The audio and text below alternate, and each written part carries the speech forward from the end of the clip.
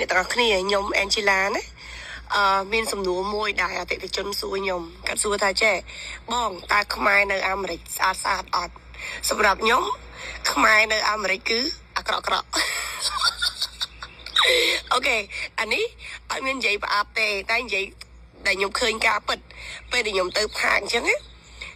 ខ្មែរសេរីប្រហែលជាចំណាស់ជាងខ្ញុំចាស់ជាងខ្ញុំណាភាគច្រើនអាក្រក់ទីដូចជនជាតិស្បែកខ្មៅអញ្ចឹងទី1ខ្មៅទី2កត្រេលកត្រល់កតែលកតល់ហើយអាក្រក់មែនទែនខ្ញុំនិយាយការពិតណាប៉ុន្តែខ្ញុំគិតថាគាត់មកនេះប្រហែលជាជំនាន់ដែលគាត់មកយូរហើយខ្ញុំគិតថាប្រហែលជាជំនាន់ខ្មែរក្រហមដែលប្តីប្រពន្ធអត់មានកាត់ខ្មៅសុទ្ធអញ្ចឹងខ្មែរសុទ្ធគឺខ្មៅហើយអត់ស្អាតទេអានេះ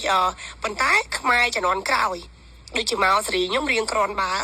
គឺស្អាតដោយសារខ្ញុំគិតថាខ្មែរកូនកាត់បើសិនជាខ្មែរកូនកាត់ដូចជាចិនដូចជាវៀតណាមអីគឺស្អាតពួកគាត់សស្គូឬមួយក៏និយាយទៅស្អាតទទួលយកបានសមរម្យប៉ុន្តែបើខ្មែរអត់កាត់ទេគឺខ្ញុំថាគិតថាអាក្រក់អានេះខ្ញុំនិយាយ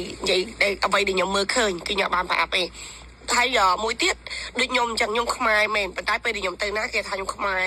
គេថាខ្ញុំកូនចិនឬមួយក៏កូនយួនហើយគេថាខ្ញុំខ្មែរហើយអ្នកខ្លះគេថាចេះអ្នកឯងខ្មែរហើយក៏អ្នកឯងសខ្ញុំថាខ្មែរស្អាតមកកណូអញ្ចឹងខ្មែរមានពីរប្រភេទបើសិនជាខ្មែរសុទ្ធគឺខ្ញុំអត់គិតថាស្អាតទេភាគតិចដែលស្អាតហើយនៅនេះចំណីអាហារវាតិចអញ្ចឹងទៅធ្វើឲ្យពួកគាត់ធាត់ឡើងគីឡូឡើងអីអញ្ចឹងហើយអ្នកមួយចំនួនអ្នកខ្លះគឺគាត់